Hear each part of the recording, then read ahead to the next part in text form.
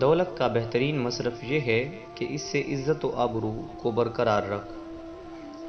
وہ سب رخصت ہو گئے ہیں جن سے مجھے محبت تھی، اور اب میں ان لوگوں میں ہوں جو مجھے پسند نہیں۔ اعلیٰ درجے کا معاف کرنے والا وہ ہے جو انتقام پر قدرت رکھتے ہوئے عفو و درگزر سے کام لے۔ اپنے کام سے صلے کی واجب سے زیادہ امید نہ رکھو۔ اس چیز کے در پہ نہ ہو جسے تم نہیں سمجھ سکتے یا نہیں پا سکتے۔ دنیا کا رنگ بدل گیا ہے، وہ نیکی سے محروم ہو گئی ہے۔